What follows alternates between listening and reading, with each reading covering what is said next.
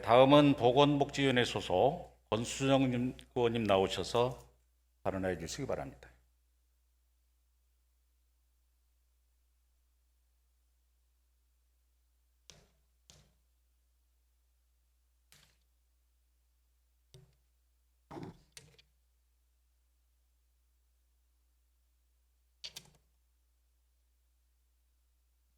네, 안녕하십니까. 정의당 권수정 의원입니다.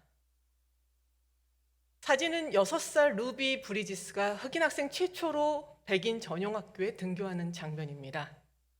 뉴올리언스 법원이 백인 전용 초등학교에 흑인 학생을 입학시켜라 판결한 결과입니다. 첫날 등굣길과 수많은 곳에서 백인들의 협박과 비난, 시위가 격렬했습니다. 백인 학부모들은 등교를 거부했고요. 루비는 텅 빈 교실에서 혼자 공부했습니다. 백인 보안관들이 계속 경호에 나섰고 루비는 꿋꿋하게 학교를 다녔습니다.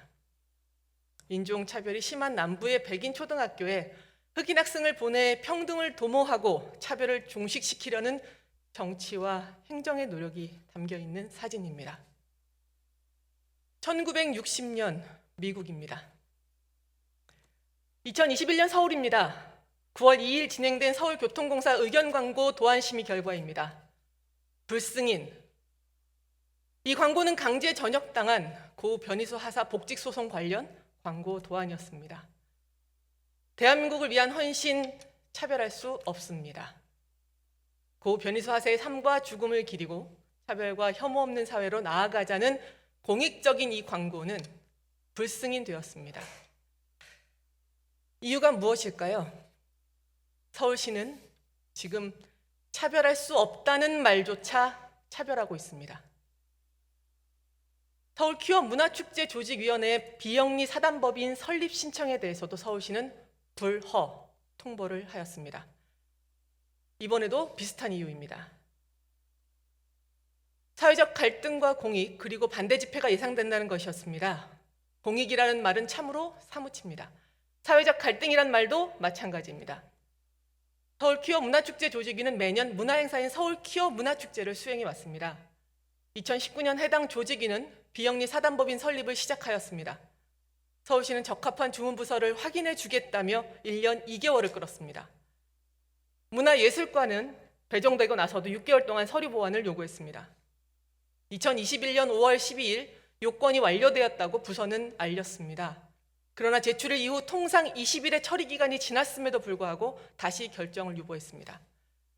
이유는 법무부의 유권 해석을 의뢰한 사안에 대해 답을 들어야 처리할 수 있다는 것이었습니다. 서울시가 의뢰한 내용은 너무나 심각했습니다. 퀴어 축제는 시민들에게 불쾌감을 주는 등의 이유로 오래 논란이 되어 왔다.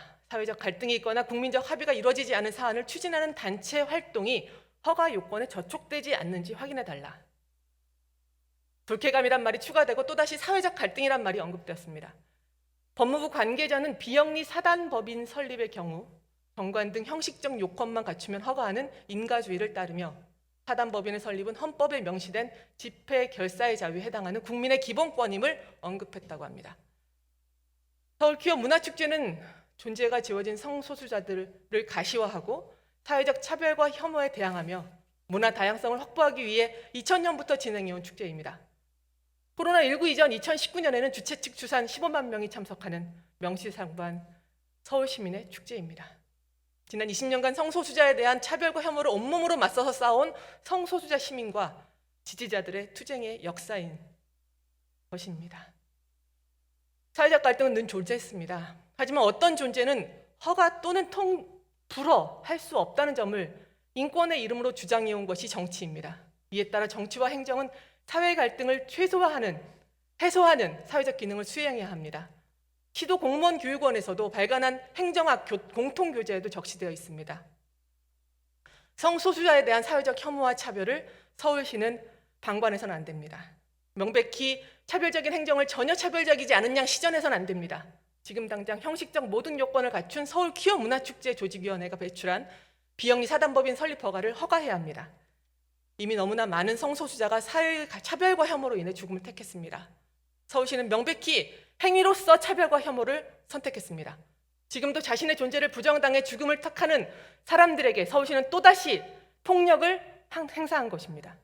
누군가 당신의 존재를 불허한다고 한다면 당신은 어떻게 대답하시겠습니까? 역사는 우리의 이 결정을 이렇게 기록할 것입니다. 사회적 합의, 공익, 나중에를 운운하며 비겁하게 차별을 조장한 적이 있었다고, 상식의 발걸음을 후퇴시키고 사회적 약자를 홀로 버티게 한 그 시기, 2021년 서울시장은 오세훈이었다고 그렇게 말할 것입니다. 경청해 주셔서 감사합니다.